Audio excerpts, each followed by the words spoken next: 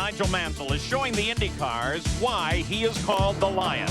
On the Milwaukee Mile, he charged and tore at his competitors, fiercely passing Raul Boisel to take oval win number 1. At the Michigan 500, he battled illness and the track to score his first superspeedway victory for Newman Haas. 2 weeks ago in New Hampshire, he won the fiercest mile fight in memory to edge out Paul Tracy and surge ahead in his quest for an IndyCar championship. Mansell is the lord of the IndyCar domain, but the season is not yet over.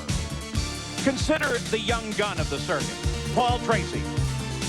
Tracy has scored 3 times this year, every time on a road course.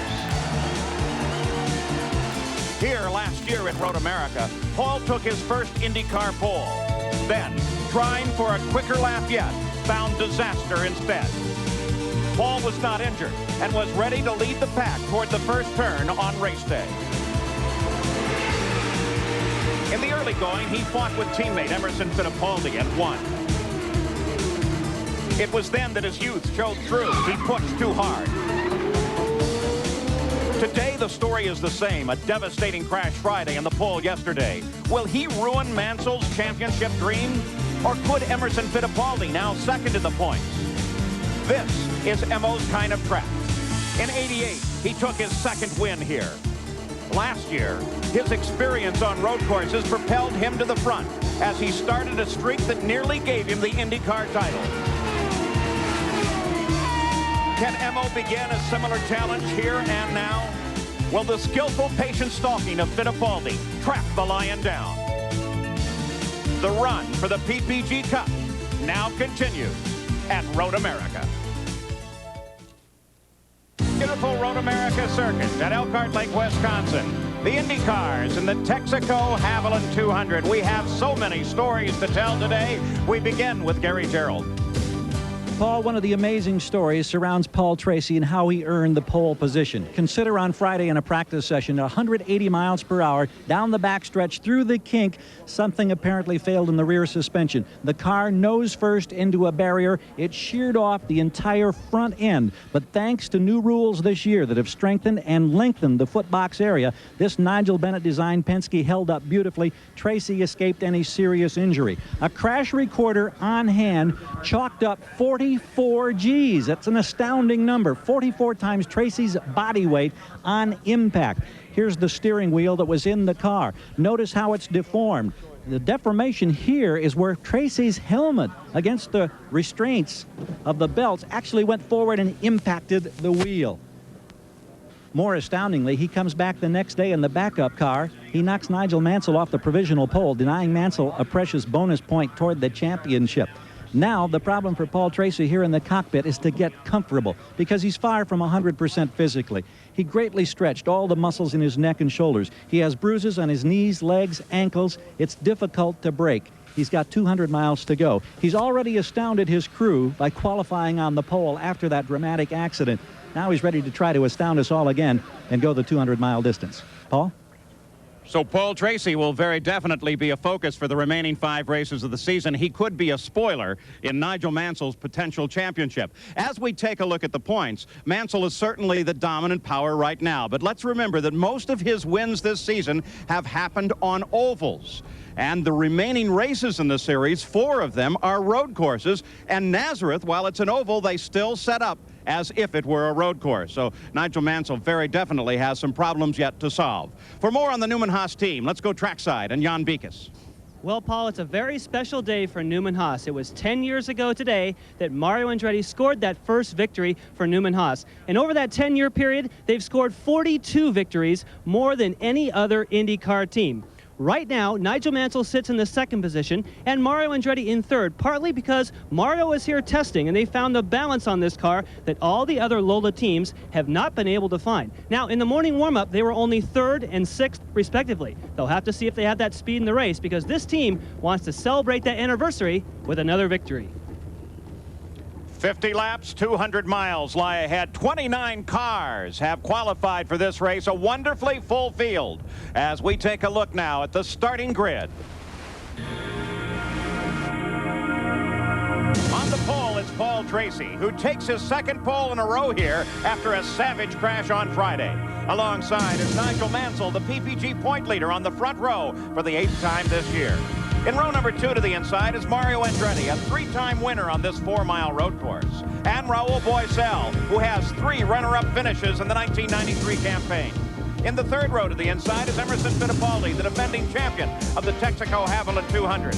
And Al Unser Jr. with his best qualifying effort since the Indy 500. In the 4th row to the inside is Scott Goodyear, looking for his first win since last year's Michigan 500. And Robbie Gordon, his 2nd best qualifying effort of the season. In row 5 is Mark Smith with a 4th straight top 10 qualifying effort for a freshman driver. And Bobby Rahal, twice a runner-up in this classic event. In row number 6 is Ari Luyendyk, who has 7 top 10 finishes on this demanding course. And Roberto Guerrero, his first start here since 1990. And looking in the 7th row as we continue our look at the grid, Scott Brayton and Christian Danner is back in the Indy cars. Eddie Cheever and Teo Fabi in the 8th row. In the 9th row, Stefan Johansson and Mike Groff, who is driving the Lola, not the Rahal Hogan here today. In the 10th row, it's Danny Sullivan and Brian Till. Row 11, Hiro Matsushita and Willie T. Ribbs. In the 12th row, Robbie Buell and Adrian Fernandez, both rookies. The 13th row, Olivier Griard and Marco Greco. Row 14, Ross Bentley, the Canadian, and Buddy Lazier. And alone in the 15th and final row, it is Jeff Wood. Well, the engines are very close to start as they make their final preparations for the run at Road America. At the beautiful Road America circuit, 14 turns, a little over 4 miles, the longest in the IndyCar series. Now let's go back 2 weeks ago to a 1-mile oval. They are still talking about the run in New Hampshire. The last laps of that race were some of the best we have ever seen in the IndyCars. The start saw Mansell and Boisel battle as Marco Greco spun, bringing out the caution. Nigel moved to the front. Paul Tracy fell to 4th, and Fittipaldi was barely in the race. But it wasn't long before the leaders were running in traffic, and Tracy was past Boisel. Tracy was now in what he calls the zone, his fastest moments. Soon he was all over Mansell, and then quickly around and into top spot. At the same time, Fittipaldi was making up for a poor qualifying and carving his way through the field. But trouble is always close at hand on a mile. David Coudrave cracked. Nigel went back to the lead of the race. Now the Penske pack chased Mansell through traffic. Fittipaldi went left. Tracy split right and then darted inside, taking the lead. Mansell quickly pulled up tight and began chase.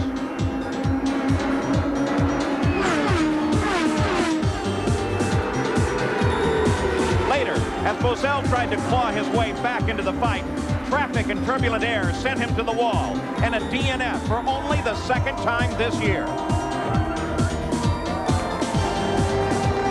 The stage was now set for Mansell and Tracy as they made their final stop. Paul roared past the Newman Haas pit, and Mansell struggled with a bad right front tire. The Lion would fall back to 3rd place. Still, it wasn't long before he flew past 2nd place Fittipaldi. And then it was on to challenge Paul Tracy for the lead. The outside pass was beautiful. Mansell took the lead and the race and celebrated his 40th birthday, showing the world just how young he is.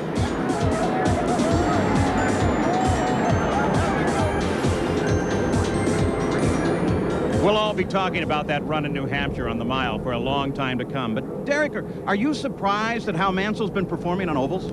Yes, I think maybe yes would be the answer. I think he's also surprised himself, not at the sheer speed, but I think at the consistency of speed he's able to show on these ovals. Now, can he win the championship? Absolutely. But I think his main contenders all year have been the 2 Penske drivers. But it's ironic that miscues by the Penske drivers, the crashes by Tracy in Phoenix and Milwaukee, and Fittipaldi's crash in Detroit, robbed that team of valuable championship points, making Mansell's task a little bit easier. But make no mistake about it, the Penske boys are still his main opposition. But he is not convinced that he can beat these Penske cars in the last 5 races of the year, which will open up a great championship fight for us all to enjoy. Well, the engines have started, and the field has just begun to roll away. 2 laps to the green flag at Road America before a record crowd here, maybe an all-time record crowd for the state of Wisconsin.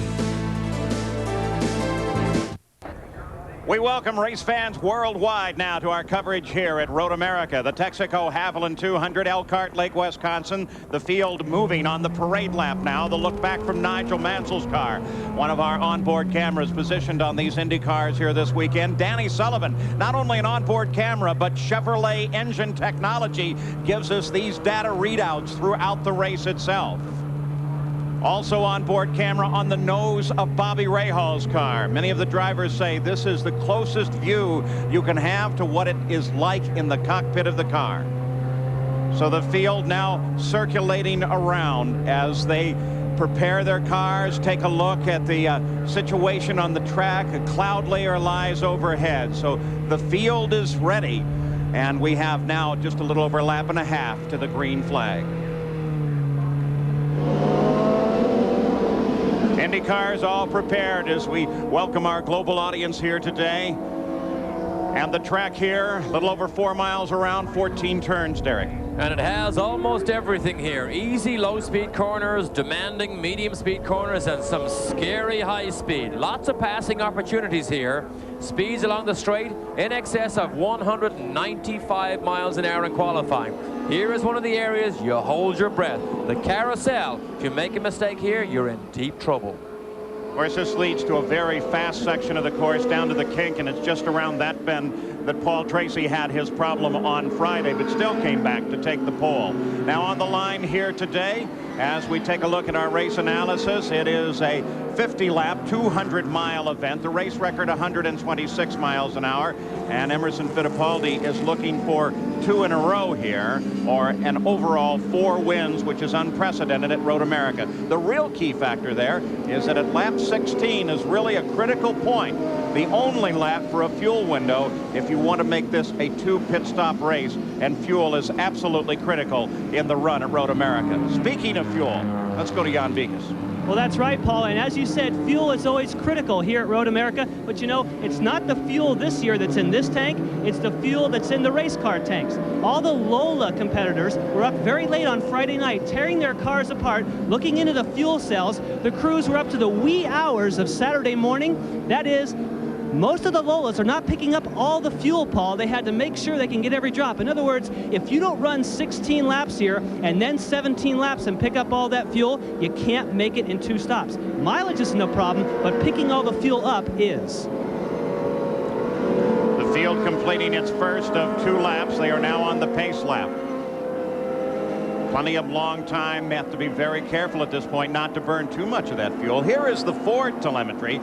It is in Raul Boisel's car, so we'll be able to do some comparisons between the Ford and the Chevrolet engine as they perform here. You'll also see it coming out of Brayton and Cheever's machine. Eddie Cheever, yes, very definitely back, but Derek Daly, a bit of a switch coming up. You'll be with us for the next IndyCar races, and Eddie Cheever is going to take your place in the Formula One booth. Well, luckily we haven't had too many clashes this year, but Cheever does have a bit of experience working on Italian television. Now he'll have to use his best English on the F1 broadcasts. But first, he has an IndyCar race to drive here today. Let's go pit side again. Here's Gary Gerald. Paul, to follow up on that fuel business, it's always been a critical concern anytime you come to Road America. But it's interesting that with the telemetry that you've been just talking about and experiencing there, it has really improved the fuel situation over the last couple of years because it's easier to manage that fuel situation now. Some of the teams are very, very confident going into this race. They'd like to see a couple of laps of full course yellow to take away some of the concern. But nonetheless, it's not like it was 2 or 3 years ago because that telemetry gives them so much information so often that it's easier now to manage from the cockpit. Remember, they can start rich at 100%. They can dial it down to 98%, 96%, lean the engine down to conserve fuel if necessary. The telemetry will tell them whether or not there's that need early in the competition. Just to cap the fuel story, CART or IndyCar do not give you an unlimited amount of fuel. They just give you enough that if your car does 1.8 miles to the gallon, you will have enough fuel to do it. If your car doesn't do 1.8, you won't have enough fuel in the car or in the tank in the pit lane. And without that telemetry, if you would go under the start-finish line bridge and your fuel warning light on your computer dash panel begin to indicate you're in trouble, your chances of making it to the end of that 4-mile lap are very slim indeed. Roberto Guerrero. The stats on Roberto. This morning in the warm-up session, he got off the course and into one of the gravel pits. Fortunately, no damage to that race car. Down toward Canada Corner, the north end of the circuit here. Wide out section on this racetrack. Top speeds coming here as the field still in single file. There's Eddie Cheever. He'll be driving the 90 car this weekend. This is a 2-race deal for Cheever, not just this race, but he'll also go to the oval track in Nazareth. And Cheever, he tells me, is close to putting a full season's deal together for next year because his IndyCar career, he said, is only just beginning. Got a glimpse there of Danny Sullivan as he upshifted on the straightaway of some smoke. Now the course marshals, all volunteers here, are saying that there is some display of vapor at the back of his car, so we'll definitely keep an eye on that particular car. Now as they come off of the 14th turn, the final corner, you'll see the pit exit over to the right. They climb this hill here. Some G-loading right down in the cockpit when they approach here at speed. And Paul Tracy brings the field toward the green flag. Here they come. No start. Yellow flag comes out. Laps will count, but they will not race. Well, Tracy was clearly ahead of Mansell, but our starter didn't like the formation he saw there, or else further back down the grid. So they go 4 more miles and line up again to do it a second time. Keeping an eye on Danny Sullivan's car. Again, reported problems with this machine as they came around. Official word on the start exactly as Derek Daly suggested it because the field was not lined up. There's the smoke at the back of that car. He's in trouble. Sullivan is in trouble. There looks to be too much smoke there for that to be normal. So Danny Sullivan with a problem. We'll continue to keep an eye on him. Let's take a look at this start again. And it was just simply that Paul Tracy really jumped hard at the start. And more than a half a car length, which is pretty much their guideline. Yeah, the pole man is supposed to lead the field.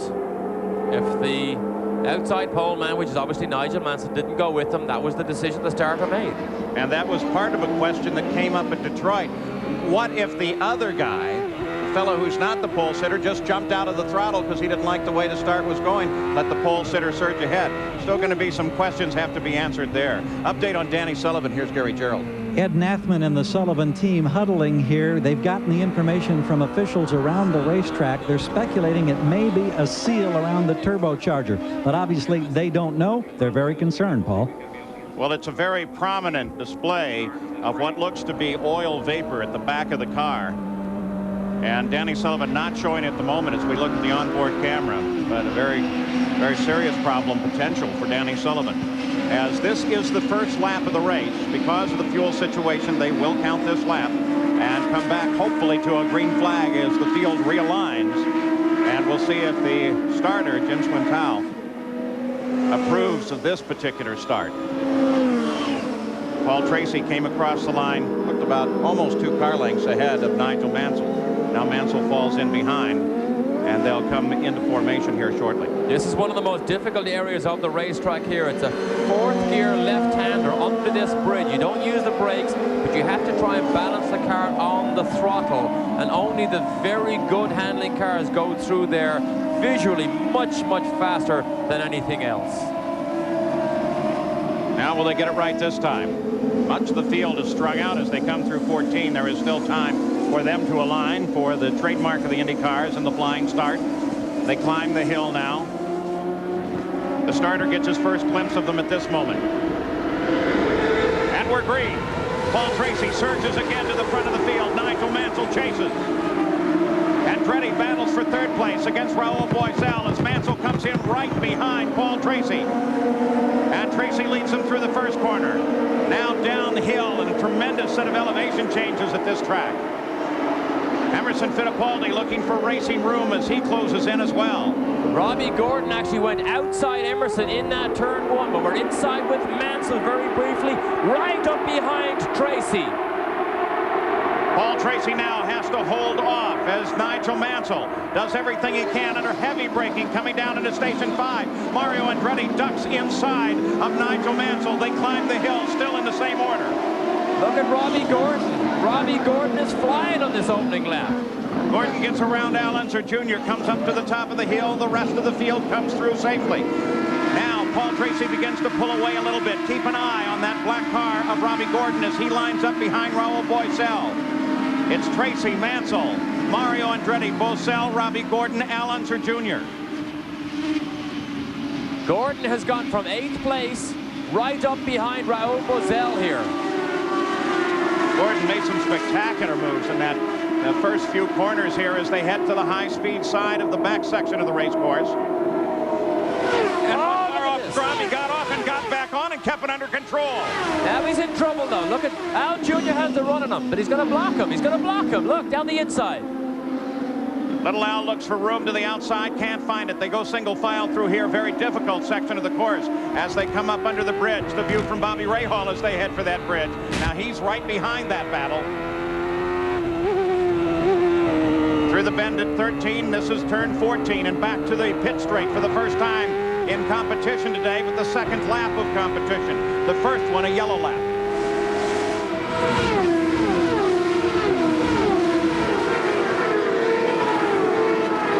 Despite that miscue on the backside, Robbie Gordon able to hold his position. Right further back in the field as Rahal and Brayton battle. Rahal not happy with his car. We move forward with Gordon. Look at this dirt still flying off Robbie Gordon's car. Maybe he went off again at turn 1, but Gordon always spectacular. And on the opening laps, he will take the risky moves. Gordon leans over, checks his mirrors to see Al Unser Jr. and Ari Lyondike close behind him. Battle for third now begins to close up as Raul Boesel comes up right behind Mario Andretti as they climb the hill, make the left-hand turn at the top. It's a blind corner. Looking for Ford to remedy on Boesel is off the course is Roberto Guerrero.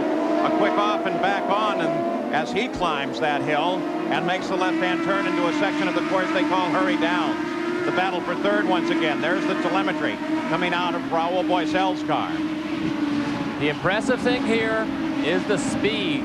This is the carousel to go through. You can see that 115 miles an hour and accelerate. Now the charge starts. The kink here sometimes is flat. Look, he backs off the throttle. You can see it, that bottom bar. Now the run down to Canada corner where there's a braking zone. Look at this, 195 miles an hour with full fuel load. We were speculating in the morning lineup when he was running at 191 miles an hour, whether or not that wasn't his peak potential speed on full fuel tanks. Obviously, it's not. He's very fast through there. You can keep looking at the telemetry on this front stretch. Sometimes, depending on how the wind blows, even with this uphill climb here past the pits, this front straight is almost 190 miles an hour sometimes. Let's have a look here. Let's get close. Here you go again, 192 miles an hour on the front straight, 193 down the back. While this battle for third place is a comparison of two Ford power plants, they are not identical power plants. And as a matter of fact, Dick Simon, the owner of Raul Boesel's car, was complaining that they're not getting the upgrades that are used on the Newman Haas car, which is the primary car for the Ford engine, quite as fast as they would like. Roberto Guerrero comes in. Jan Bikas is there. The first of the cars to come into the pits. He is missing a front wing, Paul. When he got off the track, he made contact with Cheever. We saw just the end of him off the track. They are going to try and replace that right front wing, but they can't do one wing, Paul. They have to do that entire nose box. You can see that they have those small little cap screws, and they have about 12 of them they have to take out. Right now, they're stuck. This is going to be a long repair for Roberto Guerrero, just coming off his best finish of the season, 4th. Of course, the question is if there's any problem on Eddie Cheever's car as well. We'll keep an eye on his machine and check for that. Second, third, and fourth. Have they separated their battle for just a moment and head through the carousel? It is Paul Tracy that is still leading Nigel Mansell in the Texaco Haviland 200. Emerson Fittipaldi currently runs in 8th place, trying to catch up with the rest of the field. Just moments ago, one car off, Adrian Fernandez dropped a wheel off and caught the barrier very hard and then slid to a stop. That's over on the back side of the course. They have displayed local yellows in that area only. At the moment, there is not an indication of sending the pace car out, putting a full course yellow out, and slowing the field in its entirety. The safety crew is out on the way, of course, to aid Adrian Fernandez, and we'll give you an update there. And you see it right here. It's one of the most difficult corners here. Right, there's safety on the way going to Fernandez. It's right here at the kink. You try to go flat, but if you hit the curb on the inside, you're in all sorts of trouble. That's what happened to Fernandez. Disabled car, you saw it off the left-hand side of the race course. The course marshals were there with him. The IndyCar safety team will be on the scene in a matter of seconds, and then we'll get a full evaluation as we watch Bobby Rahal work his way through traffic from 10th place. Front of the field remains Tracy, followed by Mansell, then Mario Andretti. Raul Boisel runs in 4th. Robbie Gordon is in 5th right now. Ari Leyendijk, the past few moments, has battled with Al Unser Jr., but Ari is currently in 6th place, followed by Little Al in 7th. Emerson Fittipaldi is 8th. Scott Brayton is 9th, and you ride with the 10th place car of Bobby Rahal. 10th place car of Rahal, not happy. Tested here in July, found a nice setup and couldn't find the sweet spot in this Lola and has struggled all weekend here. You can see there by the wing that says Bud on it, the 40 car, Roberto Guerrero, is back in competition with a new nose on the car, but well behind. He dropped from 11th to 29th place on the stop, and the yellow flags being displayed all around the course, which means a full course yellow. Gordon Johncock is the driver of the pace car. He will come out on the course. They'll slow the field down. No passing at this moment. And they'll then try and get Adrian Fernandez's car off of the race course and make sure that he's well. Here's the start of the race as we take a look at Paul Tracy as they came past the first corner. He dropped the left rear off and almost got totally sideways. Yeah, that was turn 3, exiting onto the first of the back straights here. Tracy used every piece of talent he had to drag that car back on, and Mansell wasn't able to accelerate and get a good run on him because Tracy ducked back on to the racing line again. Roberto Guerrero's repair for the nose took 1 minute and 3 seconds before he headed back into the competition. 5 laps of 50 are complete at Road America. Back at Road America, as the cars circulate into the full course yellow. Sunday night baseball continues tonight, 8 p.m. The Chicago Cubs host the Atlanta Braves, and John Smoltz will be on the mound versus Jose Guzman as the Sunday night baseball continues. So we're under full course yellow. The reason is heavy impact with the barrier down on the backside of the race course as Adrian Fernandez got into the wall. Let's go to Gary Gerald. Well, some interesting strategy from the Penske camp. Roger Penske in Germany much of this weekend, just arrived here this morning. He's on the wall calling the signals as usual for Paul Tracy. They've elected to make Tracy a bit of a rabbit because they're so optimistic about the fuel mileage they've been getting in the practice sessions and in the early stages of this race. They want to see if he can set a furious pace, if Mansell will bite and go with it, because the Penske camp with the Chevy power thinks that they get better mileage than the Ford Cosworth. That, of course, will shake out through the afternoon. Also interesting, Tracy very good on the throttle. They know that he gets good fuel mileage traditionally. Emerson Fittipaldi, his teammate, perhaps a little heavier on and off the throttle. They started out in a more conservative mode, but now with this yellow, they're going to go to the same boost settings that Tracy has. Be interesting to keep an eye on those two cars from the Penske camp. Now let's go to the Newman Haas camp in Jan Beekes. Well, Gary, that's one of the first things we checked into. We asked here at Newman Haas and we said, is Nigel Mansell biting? In other words, is he going to go with the rabbit? And they said, no, we know what Tracy is up to. He's trying to draw us off of our fuel numbers. What that means is that they are watching the telemetry, they're watching the computers, they're only letting Nigel go as fast as those computer numbers will allow them. He wants to go race with Tracy, but they know what Tracy's up to and the strategy of Penske to try and pull him off those fuel numbers. And one would presume with this full course yellow that any problem with making this a two-stop race is probably going away. That's it. Throw it all out the window now. The longer that it takes to clear up Adrian Fernandez's crashed car and clean up the scene. And here's a replay. Watch the violent impact you see here. Look at the impact. Remember, they go through the kink at 175 miles an hour. And watch how hard he hits that outside barrier. That, of course, is some of the unloved Armco barrier. A lot of that has been replaced here at Road America with the concrete barriers, but that did hold up quite well to that impact by Fernandez. Our best report is that Adrian Fernandez is out of the car, being examined by the medical people. Got out under his own power, though. We'll give you a continual update on his situation. The display of smoke and vapor is at the back of Danny Sullivan's car, which has moved from an irritant to under slow speeds appears to be somewhat terminal. Danny, you can order an early flight right now, because with that amount of smoke coming out of the back of that car, you're not going to go very far. Even if he could get it into the pits, they can't put any more oil in the car than they leave at the start of the day. This is Adrian Fernandez's car. Take a look at the nose on that car. This very much similar to the damage that occurred on Paul Tracy's car on Friday. So the design of the footbox in this car making a world of difference. We're continuing to wait now for official word from an IndyCar safety team as to the condition of Adrian Fernandez and whether or not he sustained any injuries in that accident. Look at Danny Sullivan again. You have a mosquito problem in this area. It's probably gone now with all the lakes around there in Elkhart Lake, Wisconsin. Willie T is following Danny Sullivan in that line under yellow here, so I bet he's beginning to cough and get out of the way. Yeah. And then Danny moves over, and Willie comes over to the other side. The governor of Wisconsin, Tommy Thompson's a great racing fan. It seems anytime there's any kind of racing event, he is here. He is here today. Even in the middle of winter, he's up watching the snowmobile races. So they're helping out with the mosquito control for the governor. Danny Sullivan had his annual golf tournament in Aspen last week, and believe it or not, somebody paid $51,000 to play with Greg Norman, one of Danny's pro celebrities that he had in his golf tournament. Raised a tremendous amount of money for a charity. You know who can afford that now? Bobby Youngster. $100,000 richer in the Fast Masters last night. Well, we'll never hear the end of it. Well, but maybe he's got so much money he doesn't have to work on television for a while now. Huh? What do you think? All right, so the field is under a full course yellow. And this is the actual second full course yellow. They took yellow at the green because the starter disallowed the start, but they count that first lap. And then when Adrian Fernandez got into the barrier, they wanted to go yellow once again, and they are. Danny Sullivan continues to be an emission control problem at Road America, though he stays out and continues to circulate, hoping that they'll get back to racing speed where the problem doesn't seem nearly as prominent.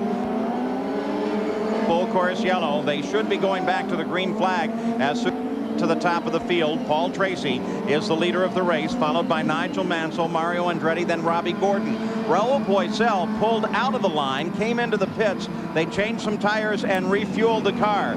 Perhaps we can get an update on that situation here shortly, but first, for an update on Adrian Fernandez, here's Gary. At the IndyCar Medical Center, we are told that Adrian was able to walk from the emergency vehicle into the coach under his own power. Dr. Jay Phelan is in there with him now. They say it'll probably be 15 or 20 minutes as they continue to monitor him. Apparently not a serious injury. We're happy to report is just a little wobbly after a high-speed impact in that treacherous part of the race course. But an optimistic early report. We'll hope to have a confirmation in maybe 20 minutes or so. Well, we'll continue to wait for that, but I'm glad that the situation appears to be all right. As of this moment, we'll wait for a more detailed explanation. Danny Sullivan still displaying smoke at the back of his car as they're down on the backside of the race course. The lights, yellow flashing lights, are turned off. Driven by Gordon Johncock, a former great IndyCar champion here. So that will bring them up the hill, and Paul Tracy will be the first to see a green flag, and we'll be back to racing speed at the beginning of lap number 10. 50 lap distance here, 200 miles. Paul Tracy driving here with his right ankle very heavily taped. The impact was so violent he actually almost dislocated his ankle, stretched the ligaments on the outside, and it is very heavily taped, which gives him a lot of trouble when he tries to heel toe on his downshifting. I was sitting behind him in the driver's meeting today, and he was rocking his head back and forth constantly, trying to get some of the pain out of those neck muscles. He climbs the hill now. Tracy almost totally alone as he sees the green flag. Gets a good jump on the rest of the field. He's chased by Mansell. Roberto Guerrero in the red car is not a factor here. He is down a lap to the rest of the field, but the field has to deal with him. Mansell chases him, then Andretti chases Mansell. Now Robbie Gordon has to deal with the somewhat slower car of Roberto Guerrero. A look back from Mansell. Here they come off the corner now. Tracy uses every inch of the race course. The two Newman Haas cars chasing the Penske of Paul Tracy.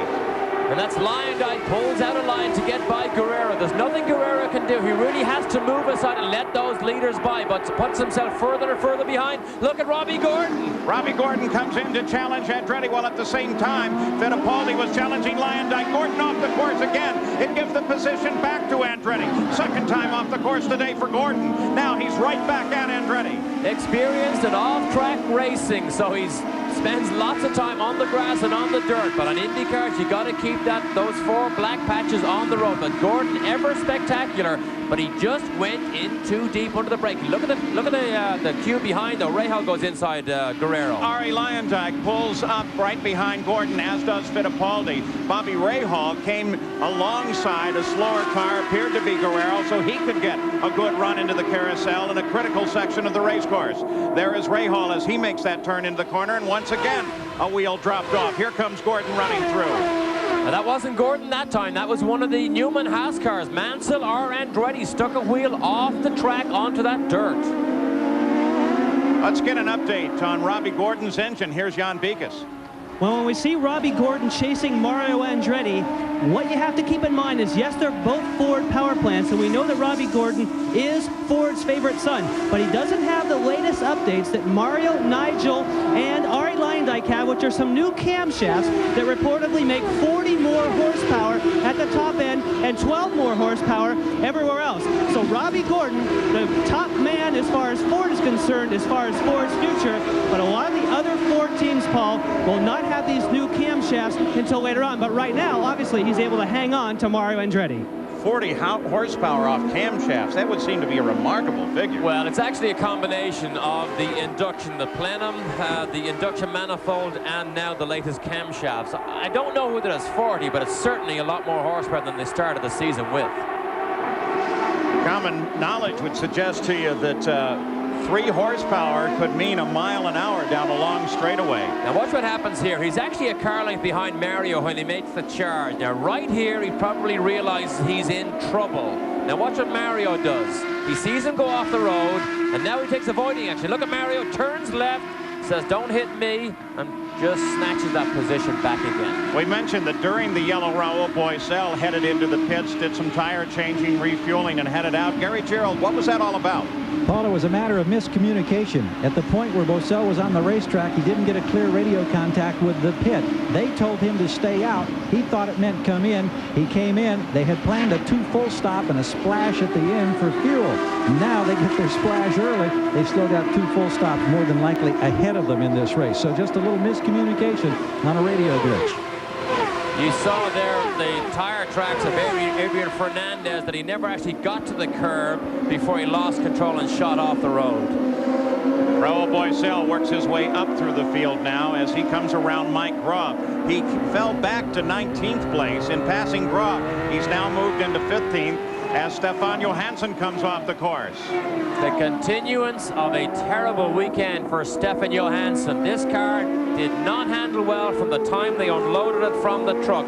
Then he changed to another car and they could still not get the thing to go any faster. So now he's just a terrible weekend to forget for Stefan Johansson. For a moment, they, at least during the practice, thought that they had the problem licked, and then it came right back to bite them. Johansson jumped up in the order, but now he's off the course and apparently out of the battle. So we go back and take a look at Robbie Gordon now as he continues his fight up through the field, chasing Andretti, but chasing him, of course, is Arie Luyendyk. Emerson Fittipaldi is just behind Luyendyk, all of them in attack position. Arie Luyendyk running better than he has of late, has lots of trouble trying to get the handling of this car sorted out. For this weekend, they moved Luyendyk's cars onto the new Penske shock absorbers. He liked them, he could sort the car out, he could handle it better, and that's what they decided to race on. So Penske shock absorbers on Luyendyk's Lola. Luyendyk's progress through this field as he has come up from 11th to 5th and is now battling with the leaders of the race, and Fittipaldi is right there fighting as well through the gravel pit heading down to the kink.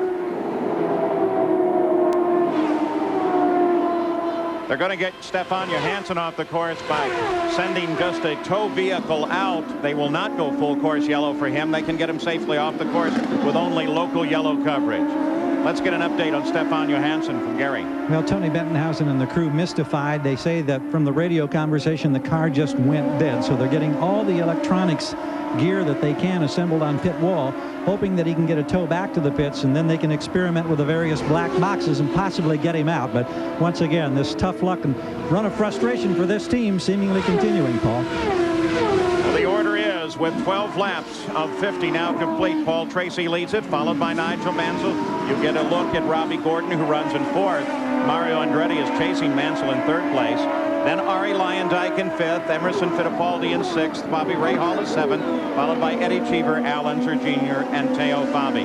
The key player to this point, at least the most spectacular, has been Robbie Gordon. Back at Road America, Elkhart, Lake, Wisconsin, the Indy cars continue. Don't forget the Volvo International, a final match, number 5 seed versus Peter Korda, the 4th seed, 4 p.m. Eastern. That's coming up here on ESPN. Eddie Cheever with Teo Fabi chasing him. Cheever back to occasional rides, but boy, he's giving this car a wonderful ride today. Started 15th, now runs in 8th place. Leaves here, goes back to the Speedway in Indianapolis. Will do 2 days testing next Wednesday and Thursday before he whizzes off to Spa in Belgium to cover the Formula 1 race. But Cheever doesn't do as much racing as he wanted to, but will be back, he says, for a full season. Paul Tracy is the leader, followed by Nigel Mansell, the current points leader. Mario Andretti is in 3rd. Robbie Gordon in 4th place with a good drive, a spectacular drive up through the field. Ari Lyondike continues to be right at the back of Gordon, and Emerson Fittipaldi runs in 6th. Let's go down to Jan Beekes. Well, we thought we had Jan there for a moment. Not only Raul Boesel and his team having radio problems here. Let's try instead Gary Gerould.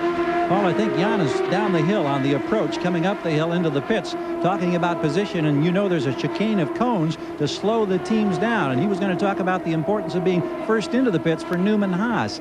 Well, the Penske team is up here in mid-pits. They specifically selected a slot here. You've got Emerson Fittipaldi right over here, and then you've got this break, and then you've got Paul Tracy over here on this side. That gives this team a little extra room to work in case they have to come in on the same lap. But we understand now on this first anticipated stop, it'll more than likely be Tracy on lap 18. They'll hold Emo out until lap 19. Paul?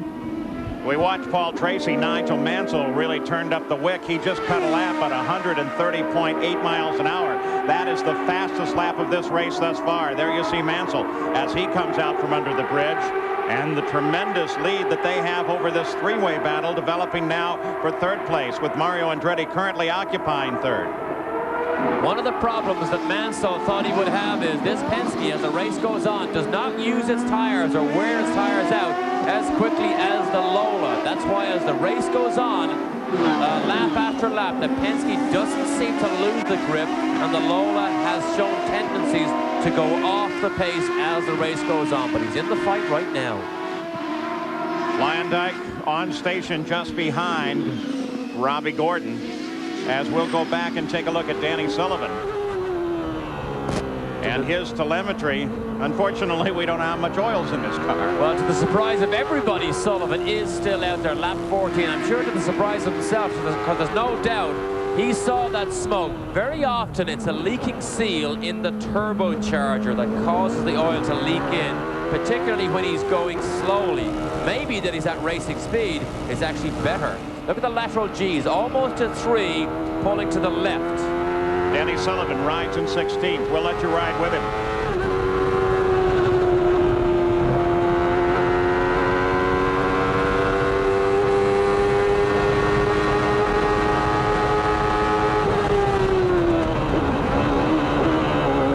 You saw there his speed, 190. We saw 193 from Boesel earlier.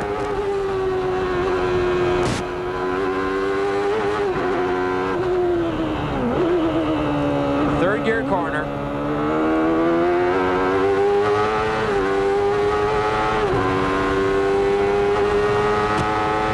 Here comes the start-finish line. That's Christian Danner just ahead of him as they head for the first corner. Let's watch. A 192 for Sullivan there. That's every bit as quick. In fact, I believe it's quicker than we saw Bozell run up that front straight earlier. Chevrolet telemetry coming off of that engine direct to us. Again, a car drops a quick wheel off. A downhill run here. Windy in this part, and then when they head into the woods, there is no wind pushing the car around. But all downhill into Station 5 here. You hear that? You hear that? Something went wrong. It's over. It broke as we were in car with Sullivan, under braking, and finally it coughs enough. It's over.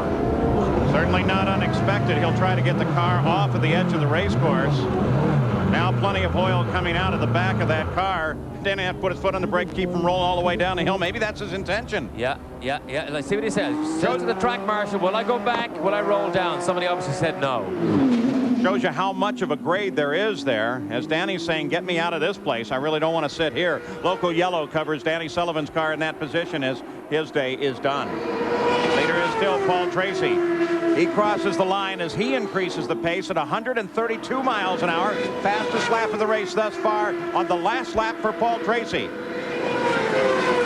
There's Mansell, there's Mario. Here's the rest of the group as they come down the hill. And Fittipaldi tries to make a move on Leyendijk.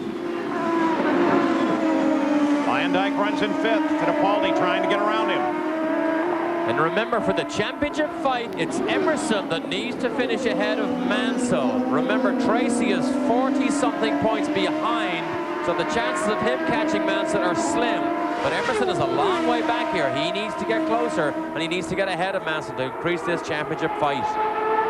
Down the hill run for Leyendijk and Fittipaldi. And Fittipaldi still not contesting Leyendijk. That's the yellow zone. Let's go to Jan Beekes. Well, Paul, we're back, and what we were going to talk about before, and Gary was talking about pit position and pit selection, it all comes down to the chicane that's behind me. The chicane is marked out with cones, and you say, well, if there's an 80-mile-per-hour speed limit, why do you need a chicane? Well, IndyCar says that we want to keep you guys honest. We want to get you slowed down before you get there. Well, that pit position and pit selection means that for Nigel Mansell and for Mario Andretti, they could come flying through here. Remember, there's no speed limit in this chicane. We're going to see them getting sideways and getting hard on the power. Remember to keep the camera on here with Nigel Mansell and also Mario Andretti, because they're in the first and second pit. They don't have to come slow out of the chicane. They can gas it, then jump right on the brakes, screw right into their respective positions in the pits. Now, just like Gary was saying, the Penske pits are further down. They have to slow down twice, but Nigel Mansell and Mario just once. Ari Leyendijk just able to jump around Robbie Gordon in that continuing battle. Now Bobby Rahal is closing in to be part of it. So Leyendijk, who had been trying to handle up Gordon for a number of laps now, got the advantage, got around him. Fittipaldi will set his sights on Gordon as well. Two Ford engines versus two Chevrolet engines here. Rahal just about to claw his way back up to the back of this freight train, but I think he's in hang-on mode. He didn't just feel he had enough in this car to be able to attack and run to the front. He said he was going to have to let the race settle down and begin to come back to him a little bit. With Leyendijk's move, this is still the battle on the race course as Gordon tries to get back the position he just lost. And right behind him, there's Fittipaldi as he continues this fight. Rahal now closes in.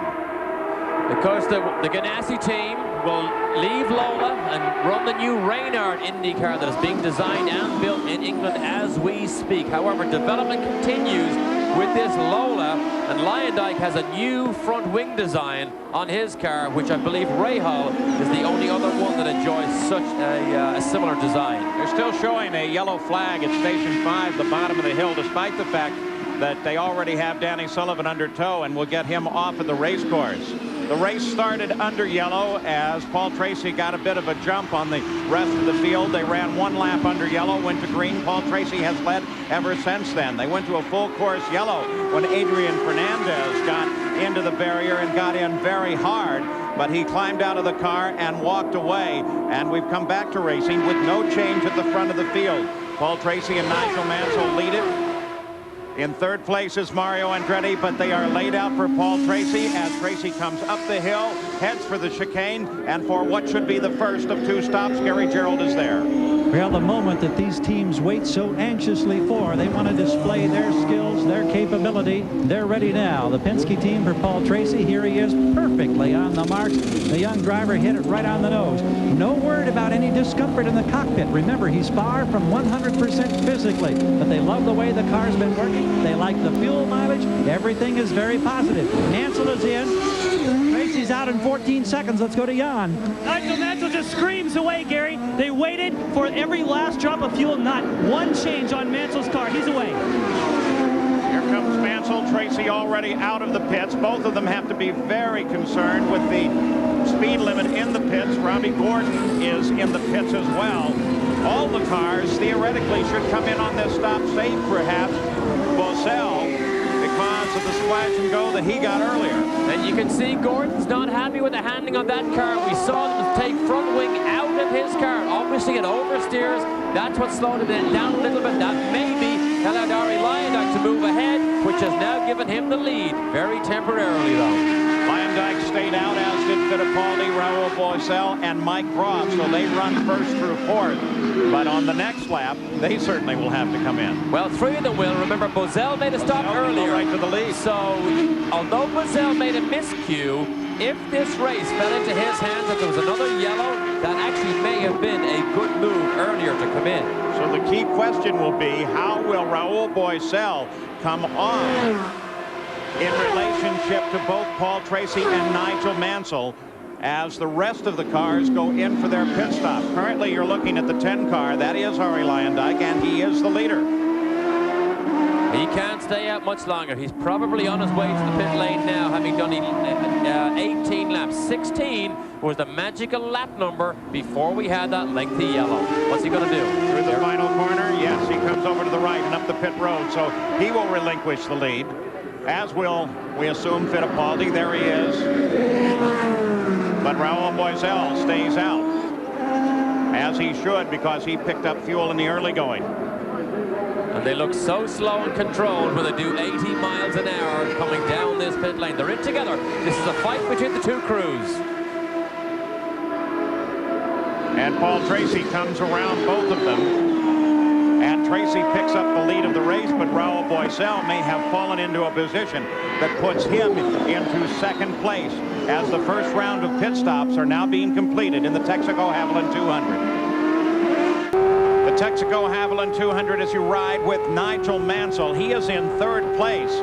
With that miscue on the pit stop in the early going, Raoul Boisel picked up an advantage for this stop. Of course, he'll be out of the pit stop sequence for the remainder of the day now. So Raoul Boisel is in second place, and you can see, looking ahead from Mansell's car, Boisel is not in sight. He is closer to Tracy than he is to Mansell, and he is beginning now to close on Paul Tracy. Mansell's pit stop was not quick enough. It was not as fast as Tracy's, and just look at the lead now. Tracy has over the third place car, Nigel Mansell. We're leaving Boisel out of the scenario because we know he's out of step on these pit stops. But let's go back to his Ford electronics and look at the telemetry being given to us by Boisel's car. Again, the interesting thing is the speed on the right-hand side and the amount of throttle he uses. You can see him often in blips as he down changes. Accelerates. This is the carousel, one of the most difficult corners on this track. That's Buddy Lazier ahead of him in a Buick engine car. Needs to move over. No, he doesn't. Boisel gets him nevertheless, as now to a very fast section of the course. But not as fast as he's been earlier. 189. That's, well, he was slow because he didn't go fast through the kink because having to pass Buddy Lazier. All right, here is the way they lined up before the pit stop to show you the impact of the pit stop on the race itself. On the left-hand side is the position before the stop. Of course, the driver's car number and name. On the right-hand side is how they came out of the pit stop. Let's go to Gary Gerald. Well, Paul, you mentioned Raoul Boisel being out of the sequence. We expect him now, after checking with Dick Simon, in 2 more laps. Then they'll exhibit their skills, and we'll see how much of a price he has to pay as the leader now. But he won't be the leader a couple of laps from now. Well, he'll certainly give up position to Nigel Mansell, who sits only 7 seconds back. Perhaps even Mario Andretti, but he still should remain in the top 5. Perhaps, if the stop goes well, coming out to battle with Ari Lyondike. His climb up through the field, well down after the stop, and then picking up the advantage of not having to stop on lap 17. New sponsor on this car, Union Tank Car Company, part of the Marmon Group. They appeared at Indianapolis. Well, they're back in racing again now on the side of Bozel's car. Bozel runs in second place, chasing Paul Tracy, who is 3 seconds ahead. On board with Bobby Rahal. He runs in ninth, chasing Brian Till just ahead. Till started in 20th, now runs in 8th. Can't complain about that. That's a good run. One of last year's Penske cars. Brian Till trying to hang on to his IndyCar career. This is only a day-to-day drive that he has with Norm Turley's operation. Bob Liebert, who is his mentor, is still working on their own IndyCar program for Brian Till for next year that they hope they can put together. Rahal wants everybody in front of him out of his way. As he comes through the carousel, he knows he has to keep the momentum up here. As Al Unser Jr. pulls off the edge of the race course. Could that be the same problem that bit Danny Sullivan? No, I wouldn't think so. But this is a shame because Al Unser Jr., after he qualified 6th, thought he had the best handling car that he has had all year and really thought he could challenge to try and win this race. Now it's over. Yesterday, Danny Sullivan and Al Unser Jr. were working together on the setup of the cars. In fact, in good animated conversation several times in their pits as they discussed the situation on the track and how their cars were handling. Great view of the elevation changes here. Look at that hill. Up the hill, up, and then you plane out of the top before you go past the pit lane.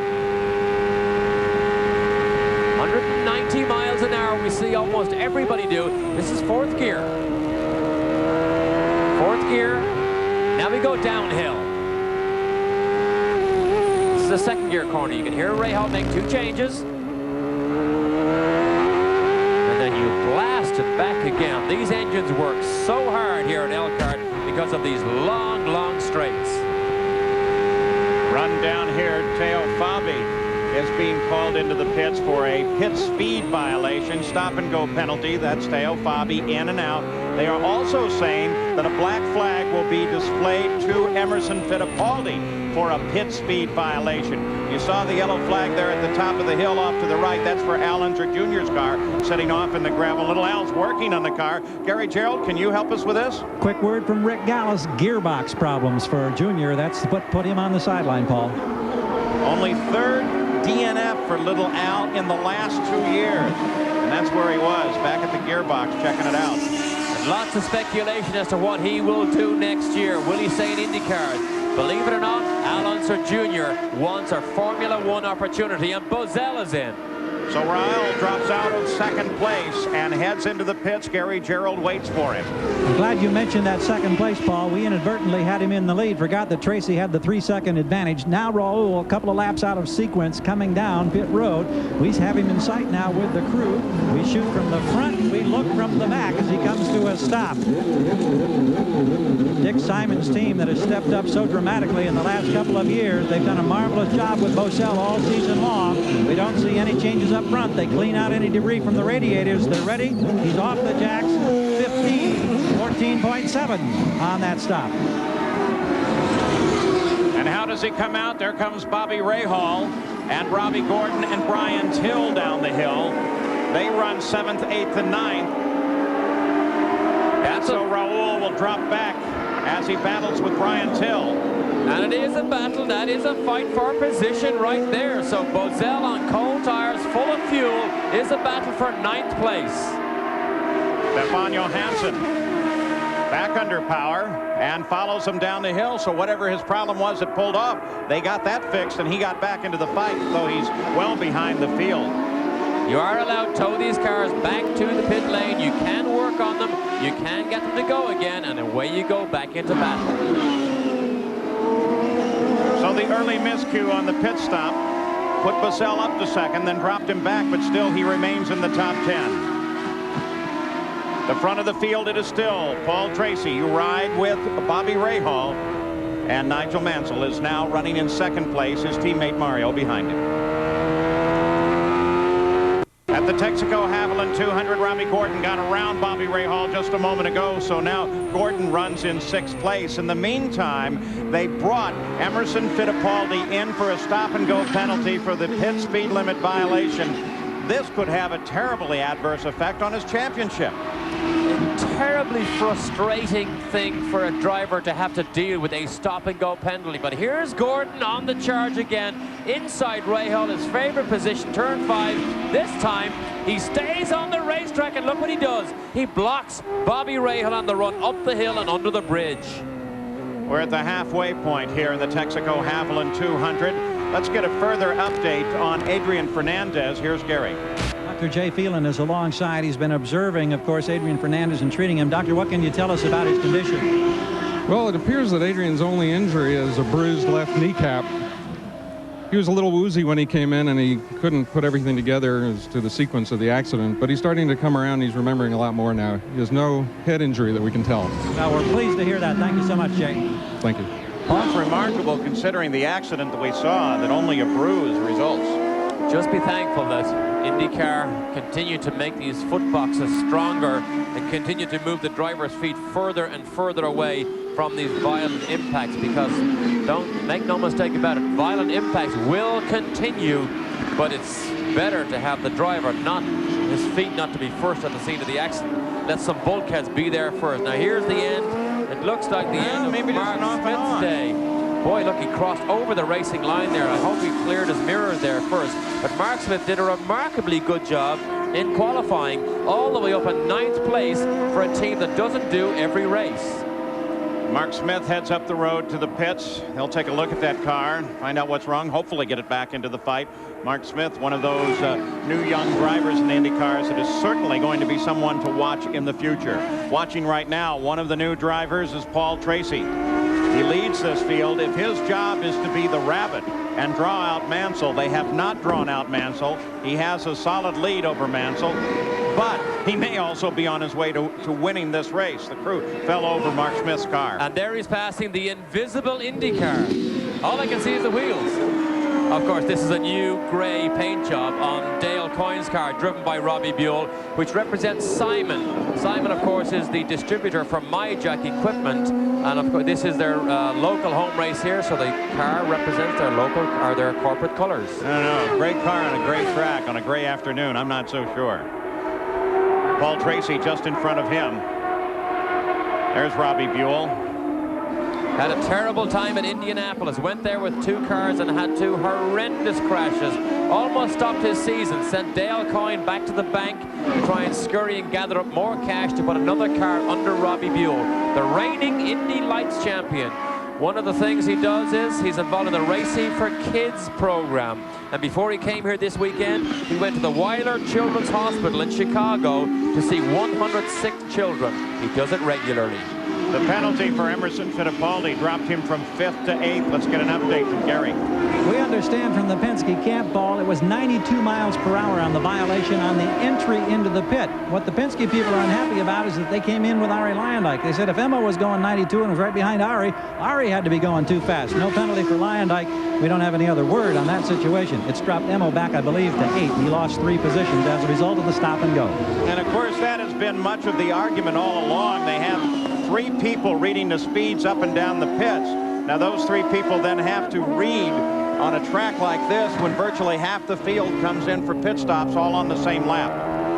Second place, Nigel Mansell. It's a difficult gray area to police that is controversial. However, the only reason they have it is for a safety reason. Remember what happened with Fittipaldi and Michael Andretti, a huge crash in the pit lane at Long Beach a couple of years ago. That's what they're trying to avoid. Take a look at how Nigel Mansell has fallen somewhat behind the leader, lost 2 seconds in 1 lap there. He continues to look for a sight of the back end of Paul Tracy's car as he crests each of the hills, now in turn 1, downhill heading for turn 2. Let's go to Jan Bikas. They're doing some changes on these new Lolas. That's right, Paul. Lola is trying to keep up with Penske. The Penske car is so quick, they have something new. It's called the high caster upright. What that means, it's a new upright. Upright just means it holds the wheel, the disc, everything. These holes right here have been moved in relation to these. That changes the caster. You say, well, what's caster?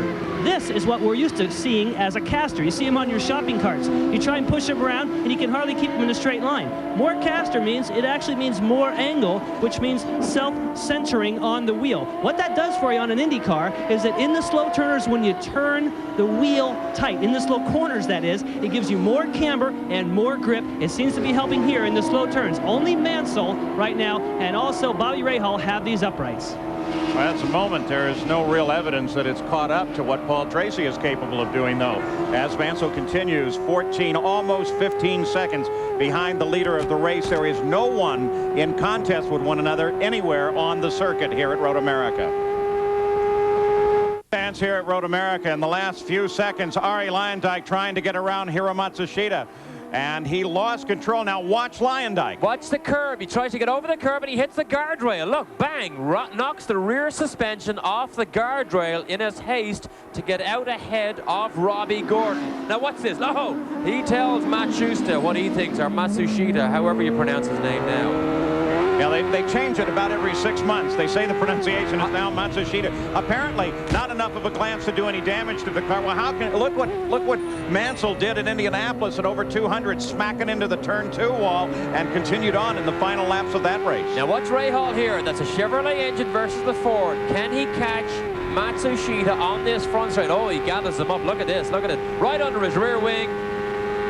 Whoosh. That's it. Bye-bye. I'm going. Substantial difference in power there. Luyendyk continues to lead Rahal, though Luyendyk in 5th place. So he didn't lose much. Robbie Gordon did get by on the run up the hill, and now if he can hold off Rahal and then get on his way again, and Bozell is back in the picture up in 7th place. So the top of the order, still Tracy, followed by Mansell, followed by Andretti, then Robbie Gordon, Ari Luyendyk, then Bobby Rahal in 6th, and here is Raul Boesel in 7th. No one chasing Bozell. Will continue to watch this telemetry feed from that car. 17 consecutive finishes in the points. Bozell had very reliable, phenomenal run until his crash last weekend, or the last race at New Hampshire. Bozell, one of the drivers that enjoys the comfort of knowing he has a 3-year contract already signed and in his back pocket with Dick Simon to drive this Duracell car for the next 3 seasons.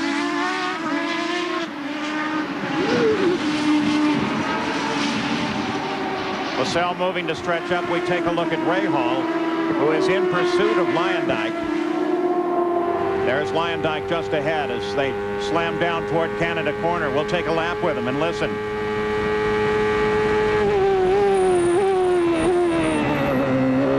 Third gear.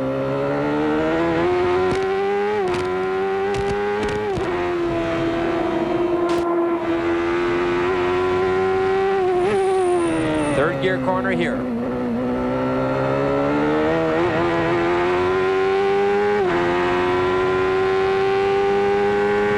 Battle for 5th developing between Rahal and Luyendyk.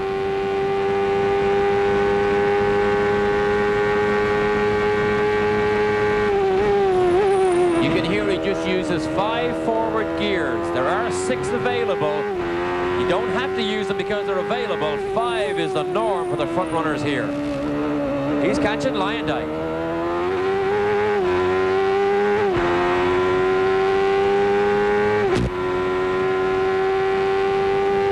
Down through the trees into one of the heaviest braking zones.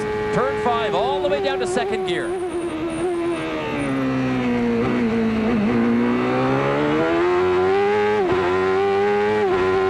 Rahal drives corner 5 well and is able to close right up on Luyendyk now. They're in hurry downs. Again, a downhill section. Under braking and turn in, Rahal seems to be better. Here's the next slowest corner on the racetrack. Oh, he closes up on Luyendyk. Now here's the carousel. Luyendyk's loose. You can see him. The car gets away from him as he turns in and as he puts the power on. Here's this long, long, long carousel. Now here's where you hold your breath. Hold your breath and go through the kink. He's not flat. He's not flat. You can hear him just breathe, then he blasts.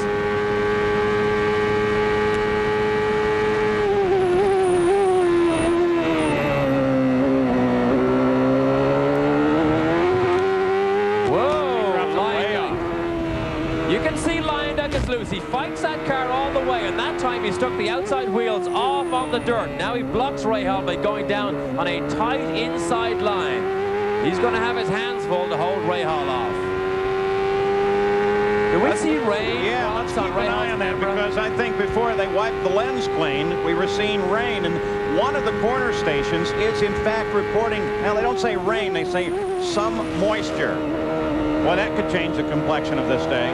Well, some moisture is definitely rain, because unless somebody has a garden. I don't know if that means a lot of rain or a little rain. It's not a gully washer yet. Look at Lyondike again. The car is oversteering. Boom, sticks those wheels, rear wheels off the curb and onto the dirt. Now they've upgraded it. They're reporting that there is rain in the carousel. So they'll make this turn, make another left, run downhill, and then they'll be where they are now reporting rain shower.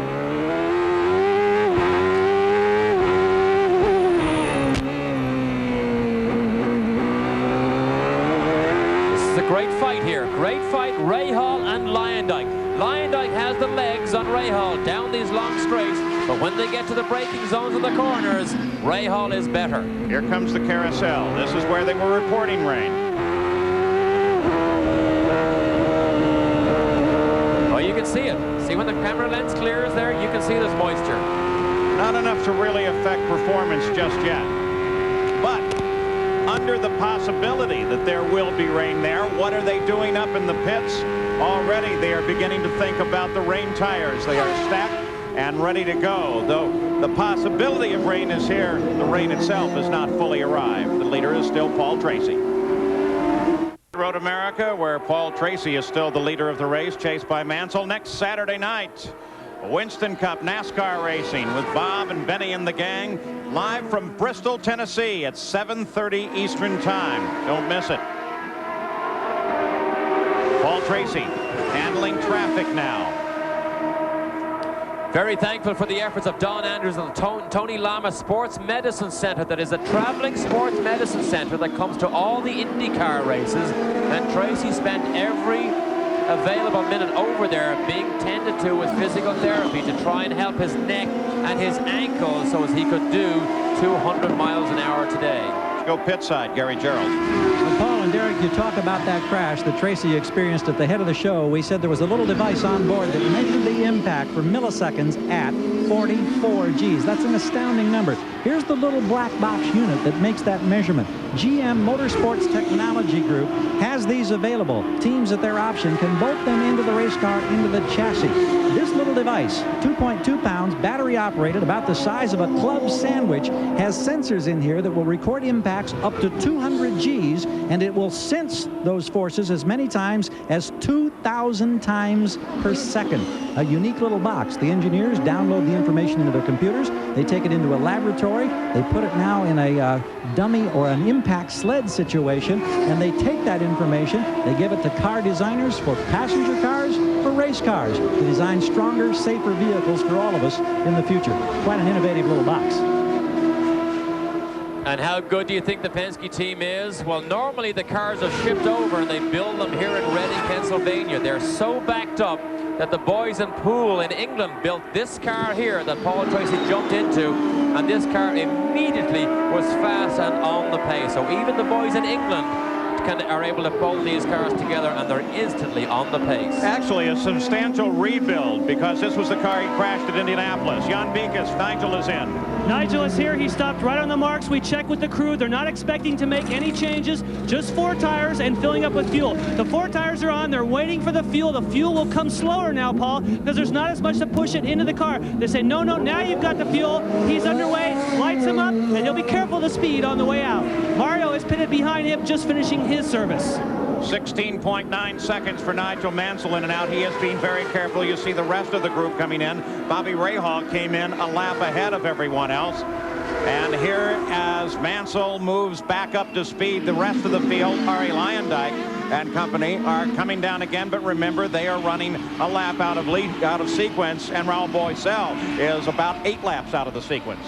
Now, the winner of this race may hinge on Paul Tracy's pit stop. We'll be able to follow it, but he needs to get in, get serviced, and get out quick enough to hang on to that lead. Mansell is hoping and gambling that he has problems. Paul Tracy came across the line with 20.2 seconds in terms of lead over Nigel Mansell at the last passing at the start-finish line. Timed by the EDS system. You know, they talk about these speed limits in the pits. They use radar guns. They have a truly sophisticated system in EDS. I don't know why they don't use it, Derek. Well, anything that may get rid of a gray area, I'm all for. Gary Gerald waits for the arrival of the race leader, Paul Tracy. And interesting to watch the other teams go by being cautious. Mansell went by us. It seemed like he was crawling to stay under that 80-mile-per-hour limit. It's all for safety. Car smoking on the front straightaway. Tracy comes into the pits now. A lot of brake dust as they pull the wheels off. That's not unexpected. Topping off with that precious fuel. Boy, has this young race driver matured, and I'm so impressed with his performance, even though he's not 100% fit today. Oh, the engine bobbles. Now it catches. A second or so lost. 15.6 in our clocks here, and a little slow on the get-out. He lights the tires for a second, then watches his speed. Now we take a look at Mansell. Yeah, you see, he's not close enough. Oh, Tracy's almost off the racetrack.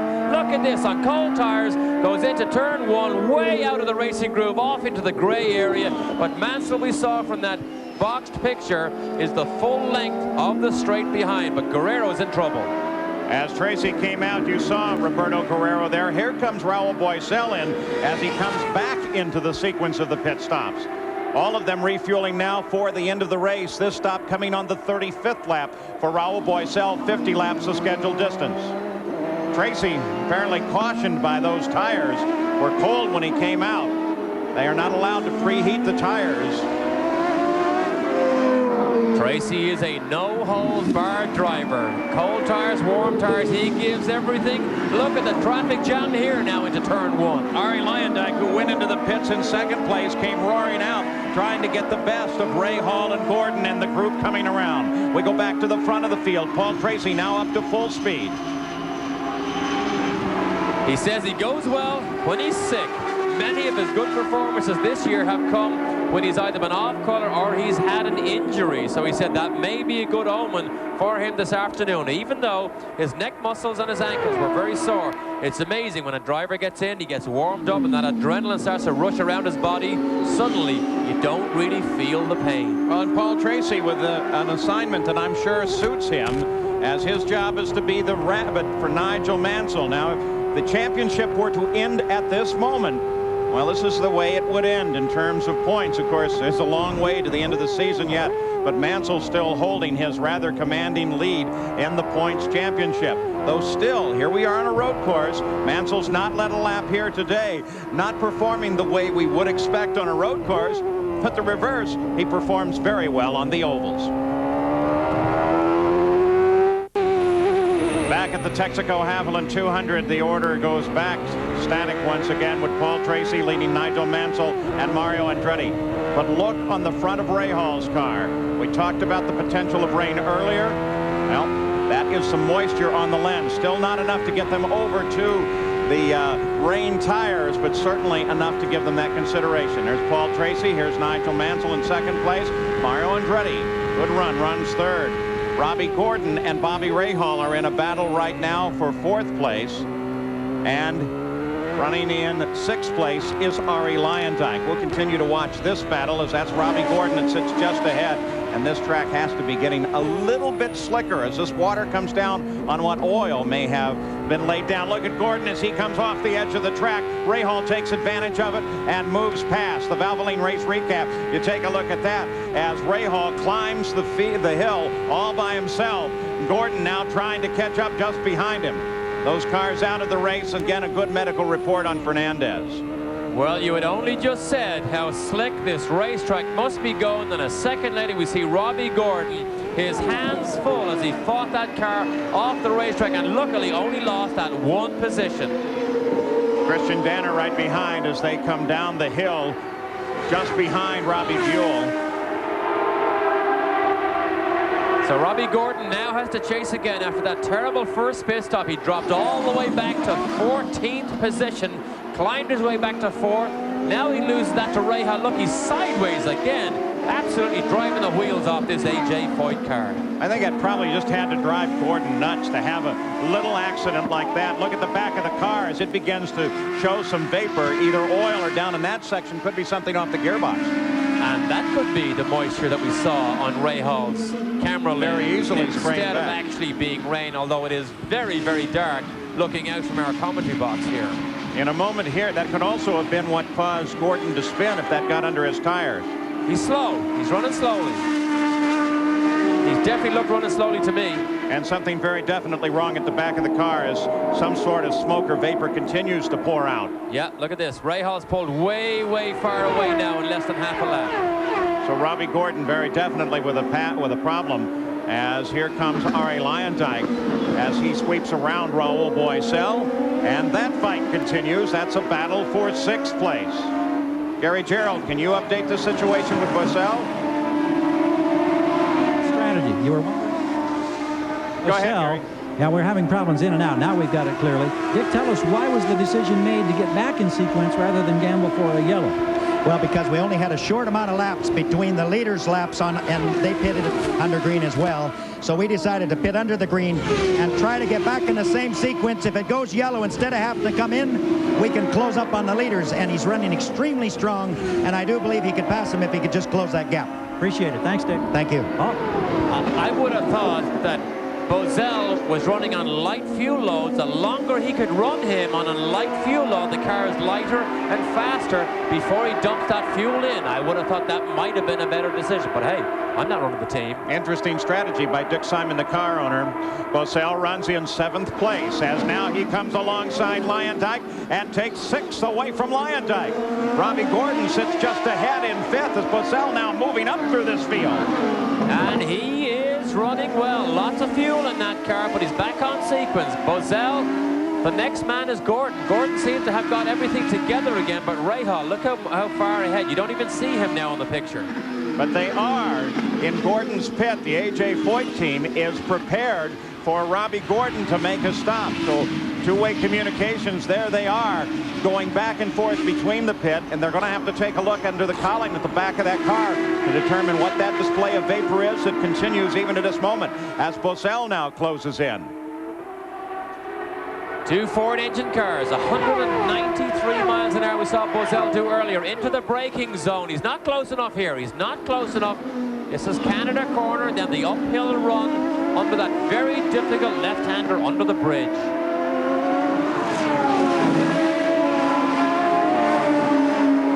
Fourteenth and final turn ahead. We'll see if Robbie Gordon, he comes offline. Now will he sweep across and head for the pits? No. Gordon wasn't quick through that corner. Did you see the line he took? He was wide going in. He stayed wide, and he never got the power on and gave Boisel a great run. Now, Boisel surely will come down the inside here. This is for position.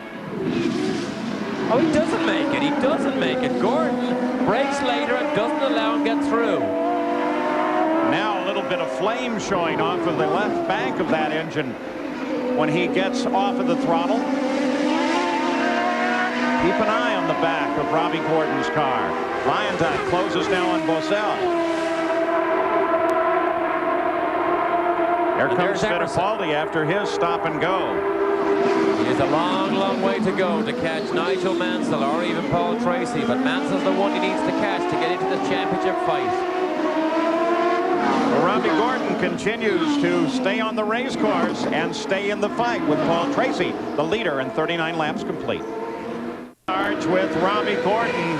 He's tried this a number of times in the past couple of laps.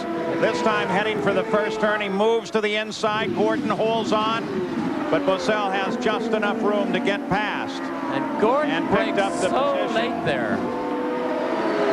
Leader of the race, Paul Tracy. He comes up, threading his way through traffic, in this case here at Matsushita. Paul Tracy is 18 seconds ahead of Nigel Mansell. The top of the order has not changed during the run of this race, save for the moments in and out of the pits. Tracy, Mansell, Andretti, the top three. Then Bobby Rahal and Robbie Gordon. Raul Boisel in 6th. Lyondike 7th. 8th is Fittipaldi. 9th is Eddie Cheever. Scott Goodyear is 10th. In 11th is Scott Brayton, followed by Teo Fabi. 13th is Mike Brough. Then Willie T. Ribs and Robbie Buell in 15th. 16th is Christian Danner. Olivier Griard is 17th. In 18th is Hiro Matsushita, followed by Buddy Lazier in 19th and Ross Bentley in 20th. Roberto Guerrero out of his car. Has he lost something? And a pedestrian heading back, trying to find his way back into the pit area. He had an engine problem. But this track is so big, he may never find his way back to the pit. If only Paul Tracy had not made a mistake in Phoenix, he could have a full race wins, number of points now. And if he didn't have his incident in Milwaukee, he may be a very serious challenger to Nigel Mansell's championship right now. But at the moment, it's Emerson that needs more points if he's to have a chance. And he is caught up in the back of this battle for 6th place. 6th currently occupied by Robbie Gordon. Then Lyondike. And then, of course, Emerson Fittipaldi. Lap leaders of the day. Only Ari Lyondike replacing Tracy for a lap there while Tracy goes in, replenishes fuel and tires, and head out. Let's get an update on Robbie from Jan Beekes. Well, guys, it turns out that you hit it right on the nose when you saw that spray coming out of the car. As Robbie Gordon went by the start-finish line, or by his pits here, the telemetry is reading that it is the water temperature that's coming up. At first, they thought that they had a tire going down. They've laid out twice for pit stops. Now they're just waiting for Robbie to see if he has to come in, if the tire temperature, or I should say the water temperature, comes up too high. They're also right now having discussions with IndyCar because they've seen the spray. They want him to come in and get that checked. All reports of rain have gone away from the race course for the moment, so any moisture it's going to come is going to come from the back of the 14 car. Ari Lyondike set up looking for an opportunity. Of course, if there's no water at all in that engine, Ari Lyondike could get a face full of engine all of a sudden as well. 42 laps complete. 50 laps of scheduled distance. Tracy still in front.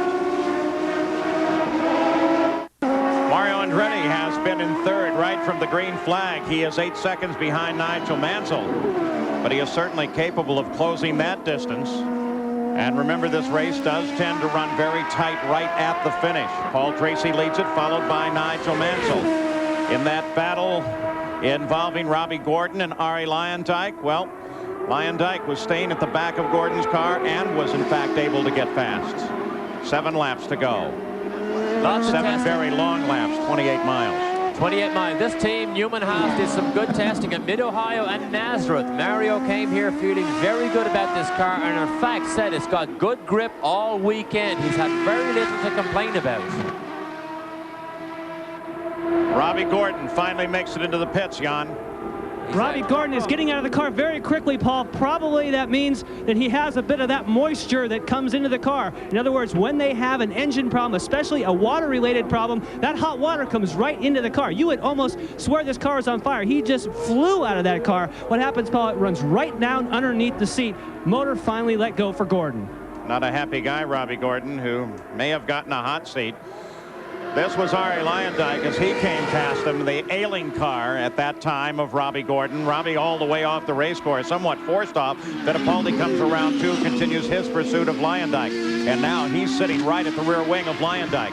And this battle continues for 6th. Robbie Gordon was absolutely furious there with somebody or something. He took his gloves off, threw it at the scoring stand. He's absolutely furious. He fought so hard to get back to that 4th place. Now Lyondike has it, and Emerson wants it. Well, he was very definitely in the middle of the fight throughout the day. Spectacular run for Robbie. Too bad it has ended prematurely. Now Fittipaldi and Lyondike battle. This is the only fight on the circuit. It remains static in front of this battle for 6th. Lyondike has struggled so often this year with this car. Very unusual. Remember what happened in New Hampshire? He retired because the car handled so badly. It was downright dangerous to be out there with everybody else running so fast. He had to retire the car. So going a lot better this weekend than he has of late. So there is Fittipaldi in his pursuit of Lyondike, though broken off the moment. Let's go pit side. Jan Beekes is with Robbie. Robbie, you came out of that car really quick. Did you get a hot seat there? That water come in on you? Yeah, the water got real hot, and I really don't know what's wrong. You know, the motor just finally started giving up because we had a good car. We were running 4th, and then we were pulling Rahal on the straights, and all of a sudden he started catching me a bunch on the straights. Now, you put a couple wheels off earlier. Now, sometimes that can throw a rock through. Think that could be a problem? No, that was on the first lap that I put a wheel off, so you know, that's definitely not the problem. We didn't have a water pressure problem. We just had an oil temp problem. Day over early for Robbie Gordon. Paul? Back looking at third place now, Mario Andretti just coming around. Hiro Matsushita running alone on the course. 7 seconds, though, behind Mansell. So he is closing in on Mansell. Bobby Rahal is running in fourth place. He's a full 20 seconds back from Mario Andretti. So nothing changes at the top of the order. Paul Tracy is still the leader, followed by Mansell and his teammate Andretti. Back at Road America, Eddie Cheever, the 90 car, being chased by Scott Goodyear. A battle for 8th place. This battle just developing, and the only battle on the circuit. Similar cars, Lola's with Ford engines. Cheever, of course, has so little, in fact, virtually no experience in this type of car. This was the car that was run by Lynn St. James earlier. Mike Groff off the track. He was having such a good run. Well, he was having a good run. The only way to gauge it is you look at the speed of him versus Rahal, his team leader. And Groff had done a lap of 129.5, and Rahal only 129.9. Oh, look at Mario. Mario slows on the main stretch, seems to come back to speed, but no, that engine is done for the day. Does this predict something for Mansell?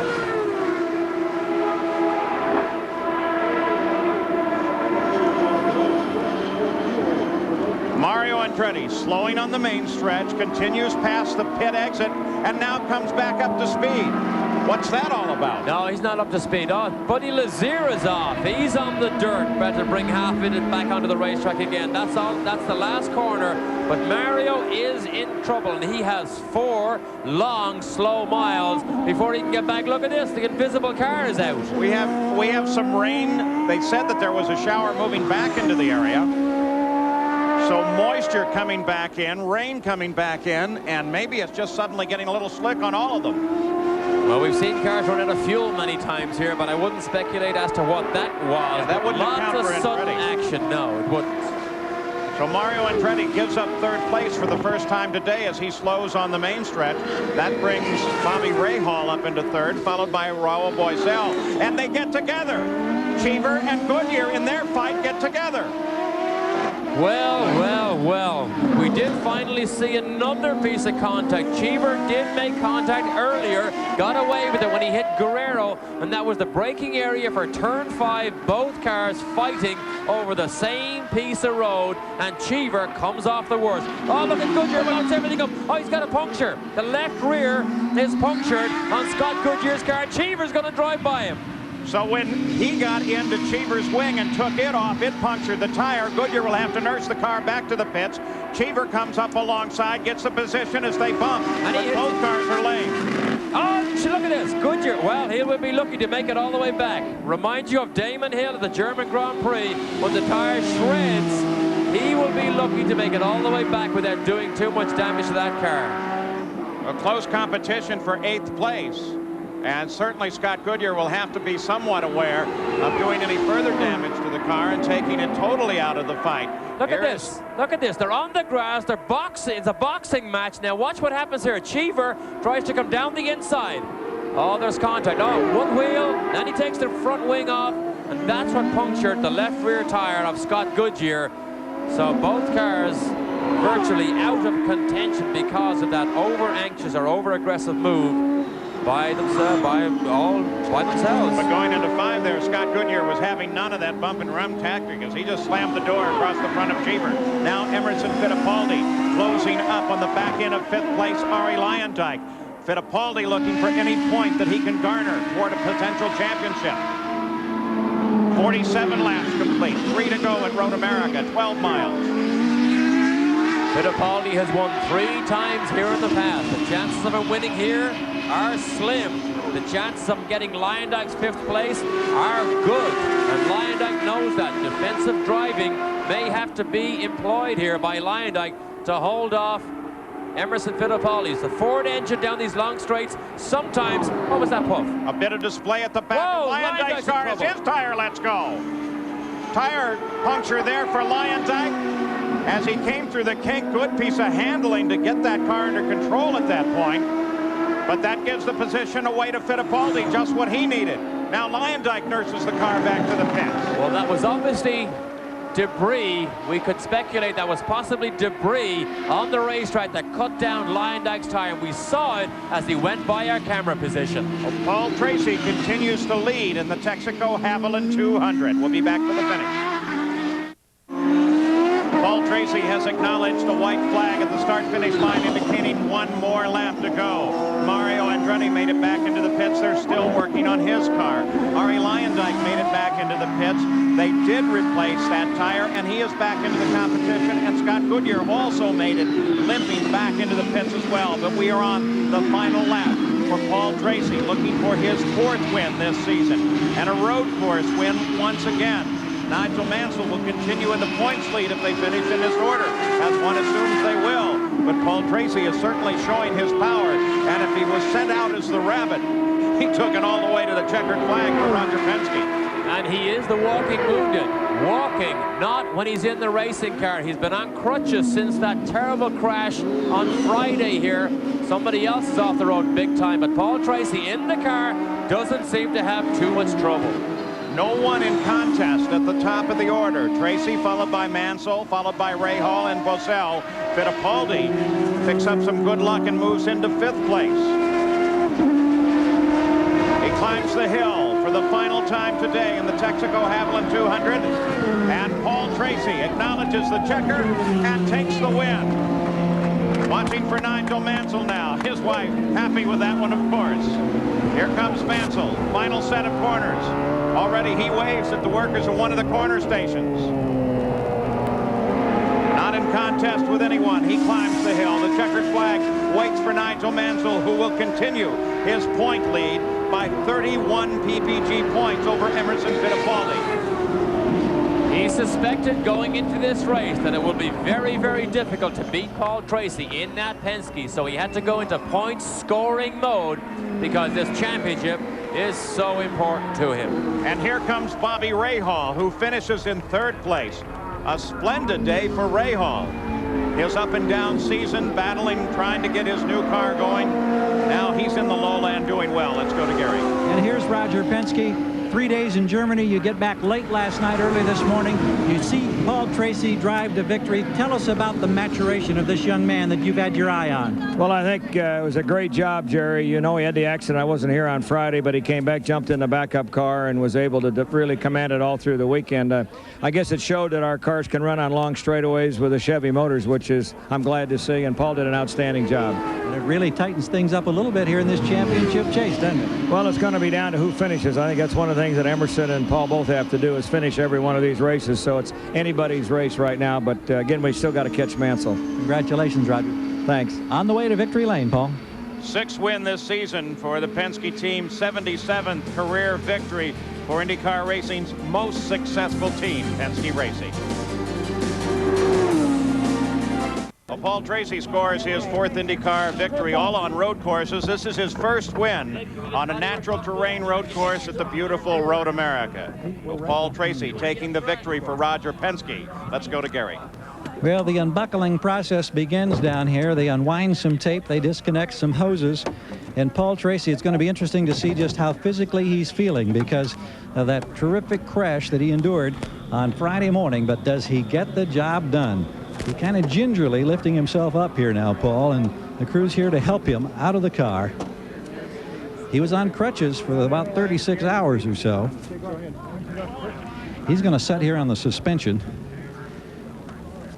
We'll all try to gather our collective breaths, and we'll reach down here, and as he peels off the gloves, and as soon as that helmet comes off, we'll get some comments here from Paul Tracy. Victory number 4 this season, and perhaps under the toughest of conditions. Paul, congratulations. Tell us, how tough was it today for you? Because we know you were hurting.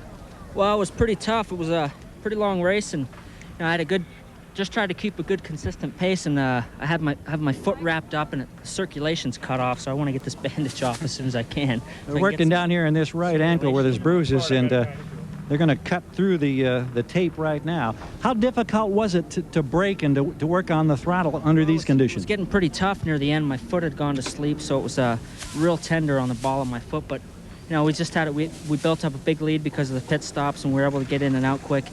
And I think that's what I was able to just take it easy the last 10 or 12 laps and just really just coast along. Well, you astounded your crew by getting the pole. You've astounded us all with this performance. Congratulations. Thanks. All right, Jan? I'm sorry, we'll go back to Paul. And Paul Tracy into the Yamaha winner's circle. We continue talking with the top finishers. Let's go to Jan Beekes. Hi, we're standing by with Nigel Mansell. Second place for you today, Nigel. A very good run. He gets the congratulations from Paul Newman. Not quite enough, though. Paul Tracy was really running like a rabbit. Yeah, I mean, the Penske car was just working fabulous today. You could see on the opening lap, he just shot away, didn't he, and had his own race.